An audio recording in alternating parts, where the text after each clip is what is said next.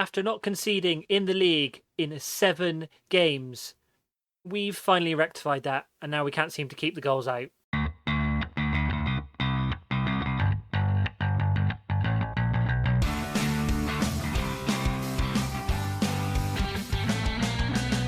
Hey guys, and welcome to episode 27 of One Team, One Dream, Into the Woods. My name is James, and on today's episode we have 2 very tough tests in the league. First, we have to face 4th place Mansfield at home, followed by an away trip to Swindon Town. This is your last with me. As I mentioned, we were doing oh so well. We hadn't conceded a goal in about 7 games coming up to the Crewe match. A draw against Crewe, even though it was at home, was still a very, very good result. We then followed that up with a home win against Crawley, and then the losses started. This was the catalyst for this little run that we've had. Unfortunately, it also coincided with was it the debut of Adam Parks? Was it his first game? It was his first game. So his first start for us in the league, and he ended up with a 5.9 and conceded 5 goals. Needless to say, he is now on the transfer list and will be leaving the club as quickly as possible. Now, the reason for him being in goal was Huddard, unfortunately, was injured. I had a small panic when initially came through to say he was going to be out for just over a week. However, he was back for the Cambridge game, which was a 1-1 draw away. And I thought maybe it was just the fact that Parks was in goal. However, in the most recent game away at Northampton, 17th place Northampton, we lost 2-0. And very much like all 3 losses that we've had so far this season, both in the Cups and the League, we played well in all of them in theory. We had good stats, we had good possession, and we just couldn't score, which is slightly concerning. My worry is not only could this spiral going into the Christmas period, but over the first part of the season, we have seen an increase in our attendances with a peak against Bradford City of 2,689. And my worry is if we start losing a couple of games, the fans are going to start to disappear again. Now, having said that, we are still 3rd in the league, just behind Swindon, who we face in the second match of today's episode, and just above Mansfield, who we face on the first match of today's episode. So today is going to be a really big test. And up until the Bradford City game, we had quite good form against the teams around us. We drew against Crewe, we drew against Cambridge, we beat Crawley. And I like to think if we'd had a half-decent goalkeeper in goal, we probably could have at least got a draw out of the Bradford City game, if not maybe nicked a win. So with that in mind, I tried to bring in another goalkeeper. So this is Radek Vitek. I presume that's how you pronounce his name. He's a 19-year-old Czech goalkeeper who has 2.5-star current ability, 5-star potential ability. It does say that he is susceptible to injuries, has a little bit of a competitive streak, but he would be coming in as competition for Huddard. However, we have had to apply for a work permit for him. It's actually costing the club £20,000 to even apply for the application to see if we can bring him into the country. So I'm hoping he does, because as you can see by the finances, yet again, we're not in great shape. I did say early on the season that I felt we were starting to make some money at the club. However, I think the board's projections were correct, and we are very much down into the depths of our overdraft, and it's only going to get worse from here. But none of that should affect the way the players are playing in the first match of today's episode against Mansfield. We have also had a team meeting in between the 2 matches, and that went very positively. Told them that they hadn't been playing well enough, but we want to keep their heads up, which they responded well to. So this is the team that's going to be facing Mansfield today. We have Huddard in goal, a back four: Devine, Bennett, Tricker and Charles, Hazeman, McDonnell and Mundell in central midfield. Robson, Fagan and Taylor Crossdale are the strikers up front. I am hoping the last couple of games were just a little bit of a blip, because the last thing I want to have to do is try and work out what tactic to use instead. I'm hoping it's not the formation that is the problem, and hopefully sticking with it will provide the consistency we need to try and keep going. But within the first couple of minutes, brilliant tackle there in the Peltier, and I didn't see who it was, but the ball's come back in. Huddard collects the ball. I didn't see who I didn't see who made the tackle there, but absolutely brilliant tackle at the back within the first couple of minutes to stop Mansfield taking an early lead. Mansfield have another highlight here. Benning with a free kick, whipped into the box to Sweeney. Huddard, though, manages to clutch the ball just near his crossbar.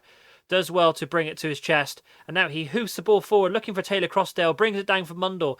Mundle puts it through for Crossdale again, who's a little bit of space in the penalty area. Tries to take a shot. Defender is quickest, though. Manages to block the shot. Mundle, though, still has the ball. Tries to put it back across. Can't find anybody. And the ball is cleared. And Mansfield have a free kick. Sinclair whipped into the centre. Bennett manages to clear it. Fagan now has the ball. And can we counter-attack from here?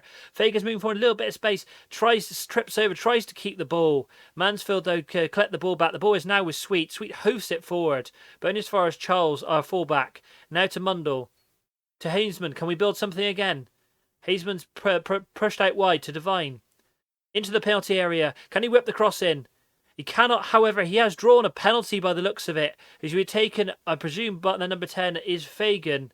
Fagan is going to take the penalty, steps up, and the ball, and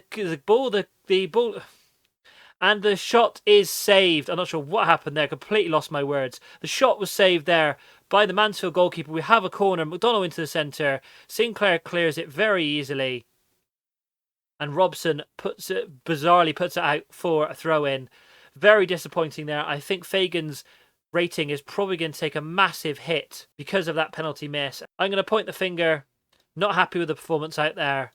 Regardless of the fact that we're playing the team just below us. We should be at least 1-0 up by now. I mean, I can see that Stetch, the Mansfield goalkeeper, is actually on a massive rating. Mansfield have a free kick whipped into the centre. Falls to the back post. To Agai. Is it Agai? Agai? Mansfield are 1-0 up from a free kick, from a set piece. Poor defending. Benning whips the ball across. Sweeney brings it down. Ball falls at the back post. Is put in by Daniel. And Mansfield go ahead. And based on how this game has gone so far, it is going to be a struggle, I think, for us to be able to come back from that. Let's make a couple of substitutions because we're just not playing well enough yet again. And we have got so many 6.5s on this field. What on earth do I do to try and change this? I think I'm going to bring Colehurst on. Colehurst hasn't played for a couple of games.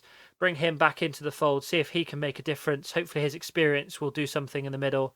Let's take McDonnell off. Bring on Iqbal for him in the Carolera role.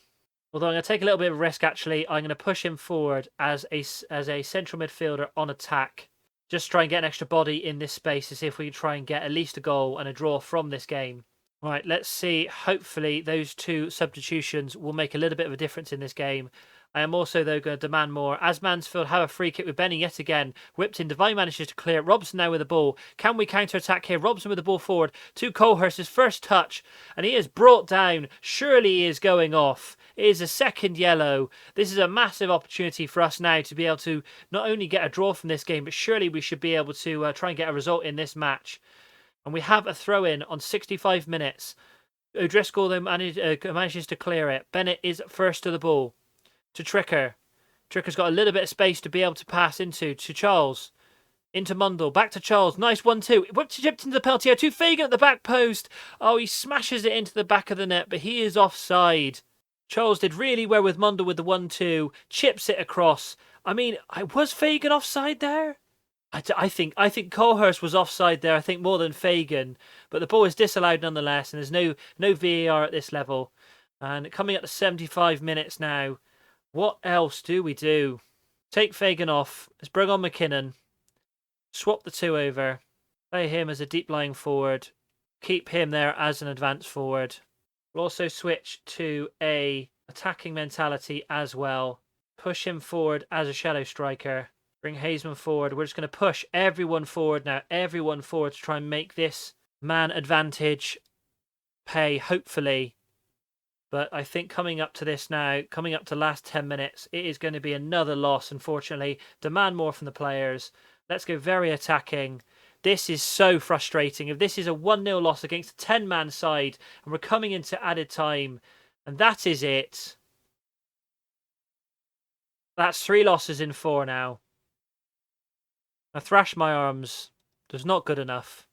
And because we've had a few injuries, we've had a few new players coming in and out of the squad. I think that's unsettled the rhythm a little bit. But what I don't want to be doing is the more losses we have, the further we're going to drop down, and the more difficult it is going to be able to try and get back up into the playoffs again. Now, obviously, I was not expecting to be anywhere near here at the end of the season, but we know how difficult morale is in Football Manager to try and bring back once you've lost the dressing room. And the last thing I want to do is see my job under fire. So I'm going to go away, have a little bit of a think, and we will meet back again for the Swindon away match. So I've had a little bit of a think, and for this match, what I have decided to do is panic and completely change the tactic, because that can only end well. So we've now switched to a 4-3-3 narrow, still with a direct counter-attack, this time on a balanced mentality. Unfortunately, we've also got Bennett out suspended due to 5 yellow cards. So he is out for this game. So on top of having to face second place, Swindon Town, who've also now got a weakened defence. So the team for this game is Huddard in goal, a similar back four of Devine, Tizard, Tricker and Charles, with Tizard coming in for Bennett. McDonnell, Iqbal and Mundell are the central midfield. No attacking midfield now, obviously, with a change of formation. Instead, we have a front three of Colhurst, Fagan and McKinnon. My plan with this is we get as many of our strikers on the field as possible. They are the area we seem to have in abundance. And the more strikers we have on the field, to me, increases the chances of actually scoring. Whether that actually happens, will be seen in this game. But hopefully, even just a little bit of a change of tactic means that we go into this game where Swindon know less about us than we do them, which hopefully is going to be a positive. I am going to outstretch my arms though, say we're huge underdogs. I think we're going to have to start playing that tactic moving forward, because we're not expected to be around the playoffs or around the automatic promotions. But Swindon have a throw-in on 5.5 minutes. Palmer with the ball whipped into the centre, tried to be cleared by Colhurst. That was ping-ponging all over the place, and ends up with Swindon still. Drury with the ball now in the centre to Bar Jonas to Caddis. Drury ends up back with Caddis. Oh, Devine tries to go in to try and get the ball. Unfortunately, Swindon managed to keep possession. Bit of a back heel there to Caddis. Devine, though, managed to get it on the second opportunity. Colhurst now with the ball. This is hopefully where the strikers start to come good. Colhurst in the penalty area. He draws a penalty for the second game in a row. Conroy gets a booking as well. Colhurst takes up his position as penalty taker. Can he score where Fagan didn't in the last match? And he can. After 7 minutes, it's almost like the butterfly effect in this game. In the last match, Fagan missed and we went on to lose. In this game, Colhurst has scored. Hopefully that means in this match that we are now going to be able to walk away in this game with a win, but we still have a long, long way to go in this match. Swindon have a throw-in with Friars to Drury, back to Friars. Now to Palmer. We are pressing them well, but Bar Jones is in loads of space. Back out to Friars, to Palmer in the penalty area. He's got all the time in the world to pick his spot, and John at the back post hits the post. I mean, you could have given him that header 9 times out of 10. Surely he'd have put that in. It was basically an open net. I think it was such a tight angle for him to get to it. All he could do was hit the post. We got away with one there. But coming into half-time, Swindon have dominated that first half, but we come into half-time with the goal, with the lead. I'm going to pump my fists. We've played well so far, but there's still room for improvement. We have played very well defensively, I think, in this first half. The fact that Swindon have had 12 shots on target. I mean, Hudder's on an 8.3. The guy is having the game of his career. Right, on 70 minutes, let's make a couple of substitutions, try and bring some fresh legs into this midfield, which is really starting to struggle now. We'll take Mundell off and we'll bring on Robson. We'll take McDonnell off and we'll bring on Hazeman. Hopefully that brings some fresh legs into that central midfield 3. Iqbal was also having a terrible game on a 6.3. I think we might need a bit of a sideline shout there as we continue on with the match. Let's encourage the players. I don't want to demand more, not against a team like Swindon. I'm coming into the last 10 minutes. I think I'm going to take Iqbal off as well, who's not having a very good game. He's still on a 6.3. He's on a booking as well.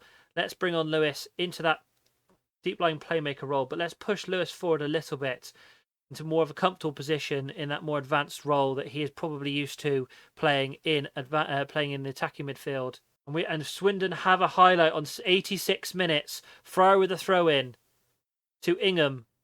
Ingham comes inside. He's given loads of space. He's able to run through.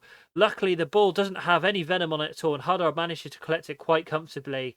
Hopefully, that's the last action of this game as we come into the last couple of minutes of the match. 3, 4, there we go. Full time.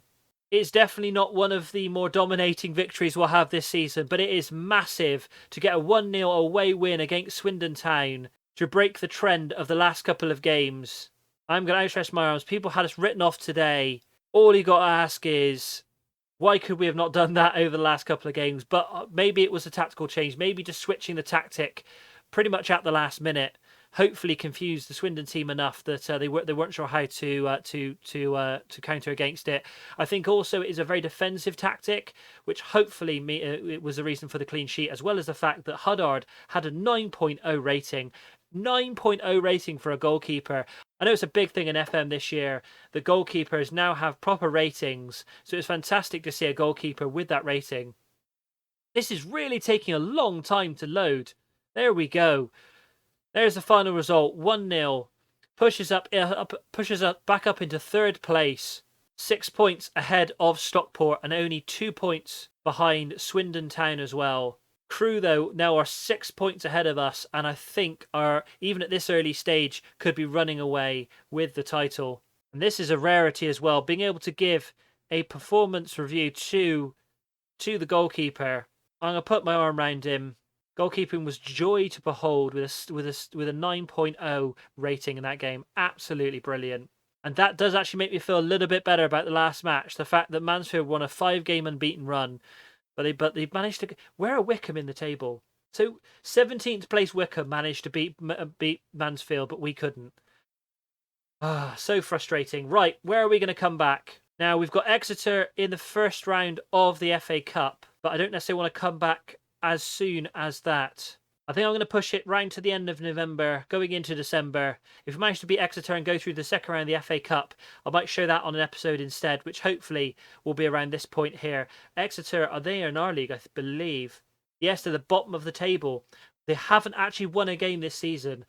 Well, there's a banana skin right there. So we're not going to make it through to the second round of the FA Cup. But if we do, I think we'll try and come back for that. Maybe have a couple of cup matches this season to get a bit of a break from the league. Well, a bit of a mixed bag on today's episode, but the new formation hopefully is showing promise. And if you did enjoy that, please give the video a like, subscribe to the channel, and don't forget to hit the bell icon to be notified of brand new FM21 videos from me as they come out. And thank you very much for watching.